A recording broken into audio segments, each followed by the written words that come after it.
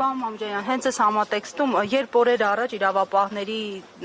սպասում էին դարձյալ Սրբազանի կեցավայրում եւ մի քանի տեղերում խուզարկություններ են եղել, ադրբեջանական մամուլը հրճվանքի մեջ էր, ասում են ռևանշիստական ուժերը հարձակման են ենթարկում եւ այլ, հնարավոր է, որ սրա հետևում նաեւ դրսի պատվերի կա։ Դուք գիտեք, որ ես չափից շատ եմ խարգում մեր հեռուստադիտողներին, մեր ունկնդիրներին, որպեսզի չճշտված տեղեկություն ասեմ, դրա համար եկեք տրամաբանությամբ միասին գնանք։ Մեկ ամիս առաջ Փաշազադեն, ով կրոնական առաջնորդն է մուսուլմանների Հարավային Կովկասի, հայտարարություն է տարածում, որ անհրաժեշտ է ինչ-որ հիմարություններ էջմիածին եւ այլն, որից մի քանի օր հետո սկսում է այս խայտառակ արշավը առաքելական Սուրբ եկեղեցու դեմ։ Ոնց է ստացվում, որ ռևանշիստ մեզ անվանում են ադրբեջանցիները, թուրքերը եւ Փաշինյանը ու իր խմբակը։ Ուստի ես չունեմ ոչ մի տեղեկություն, ոչ մի կոնսպիրոլոգիայի ապացույցների չեմ տիրապետում, բայց պարզ տրամաբանություն ունեմ, ոնց որ թե Ադրբեջանի, Թուրքիայի եւ Փաշինյանի ջրերը առնվազն մի առվով են գնում, եթե չխոսենք հստակ ցուցումներից եւ ուղղորդումներից։ Մի հարց է, պարոն Մամիկյանյան, դուք ձեր թևը, այսինքն Հանրապետական կուսակցության, իմպիչմենտի թեկնածու ունենալու հետ զուգահեռ պարբերաբար հայտարարություններ անում, որ պայքար է սկսում կամ արդեն սկսել է։ Հնարավոր է, որ այս առիթը, այսպես կալանավորումները, ձերբակալությունները պատճառ դառնան եւ դուք հենց հիմա այս ամառվա տապին սկսեք այն գործընթացը, որին դուք ասում եք, որ Գիտեք, Տիկին Բադյան, մեզ տապը եւ անձրևը այդքան էլ ճիշտ ասած չի հետաքրքրում, բայց այն ծրագիրը փողոցային պայքարի, որի մասին խոսել է նախագահ Սարգսյանը, այս կամ այն դրսևորումներով արդեն իսկ տեսել եք դրա տարբեր իրադարձություններ։ Ես չեմ ուզում օգտագործել առիթը ասելու, թե ինչ փողոցային միջոցառումներ են իրականացվել։ Տրամաբանությունը հետեւյալն է։ Այն ինչ անհրաժեշտ է բոլորիս, այսինքն Փաշինյանի հեռացումը։ Դրա համար անհրաժեշտ է իրականացնել բոլոր գործողությունները, որոնք համազգությամբ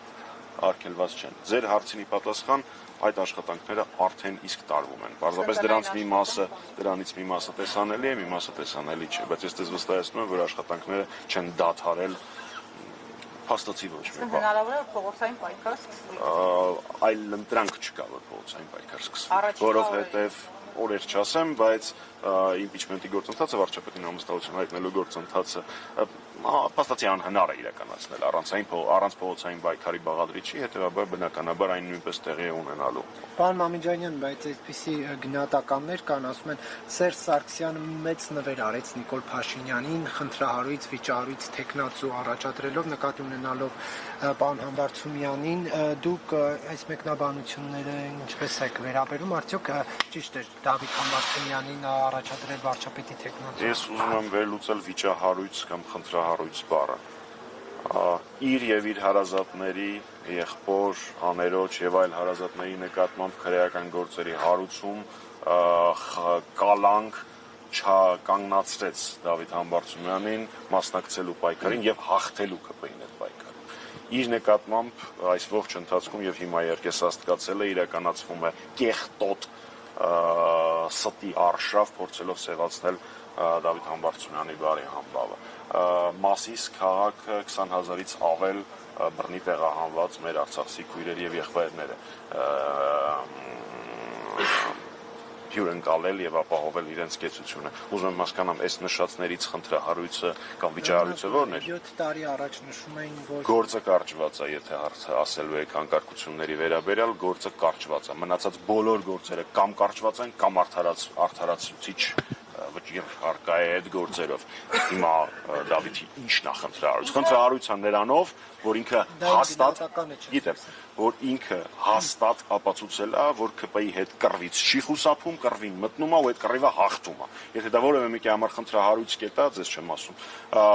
Okay, խնդիր չկա։ Մեր համար դա մեծ առավելություն է։ Ինչ վերաբերվում է նվեր եւ այլն, նախագահ Սարգսյանը եւ Հանրապետականը 2018 թվականի ապրիլի 25-ից պայքարում են Փաշինյանի դեմ։ Նման բանով հպարտանալ եւ պարծենալ, իսկ դա հպարտանալու բան է մեր երկրում, երբ դու պայքարում ես հակա հակապետական եւ հակահայկական գործիչներին դեմ շատ քիչ մարդ կարող է անել։ Ապրիլի 25-ից պայքարում էիք եւ այդ պայքարի շրջանակներում մայիսի 28-ին կողմ քվեներով Նիկոլ Նախ Փաշինյանի մայիսի 28-ին չէ, մայիսի 8-ին։ Երկրորդը զարմանալի է, որ իհարկե գիտեմ, բայց ես այդ կուսակցության գործադիր մարմնի անդամ եմ, բապ իմանամ։ Եթե մեջբերում եք, մեջբերեք ամբողջությամբ, թե ինչ է եղել մայիսի 1-ին, չգիտեմ ինչի հասանք մենք այս թեմային, Բագրատ Սրբազանի կալանավորման համատեքստում, բայց ամեն դեպքում պատասխանեմ։ Մայիսի 1-ին Հանրապետականի ֆրակցիան չընտրեց Նիկոլ Փաշինյանին, Ֆարմանյանի էջում այդ ամեն չկա։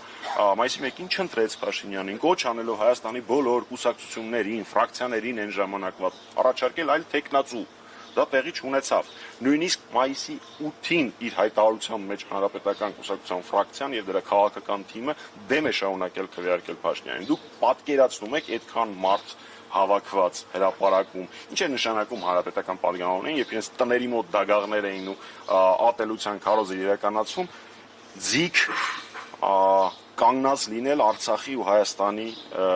պաշտպանության գծում, բարձրաձայնել, որ սա հակաղարաբաղյան պայքար է եւ չվախենալ այն կեղծիքի արշավից։ Եվս մեկ անգամ մենք հայտարարեցինք, որ եթե Հայաստանում կա գոնե մեկ քաղաքական միավոր, ով կառաջարկի այլ տեխնացու, մենք պատրաստ ենք դա պաշտպանել, բայց ուզում եմ հիշեցնեմ, որ դա ցավոք սրտի ոչ մեկ չարեց, ավելին այդ ժամանակվա պարլամենտական մյուս խմբակցությունները ստորագրություններով այնտեղ ընթացակարգը առաջարկեցին պարոն Փաշինյանին որպես Փաշինյանի անունը տվեցի ճանճ եկավ, որպես տեխնացու, իրադարձությունները տրամաբանական են, որպես տեխնացու առաջադրեցին եւ որպեսզի պատերազմող երկիրը, պատերազմական թեկուս սառը, ոչ ակտիվ գործողություններով պատերազմական իրավիճակում գտնվող երկիրը ավելի խորը ցնցումների չտանելու տրամաբանությամբ տեղի ունեցավ այն, ինչի մասին դուք խոսեցիք։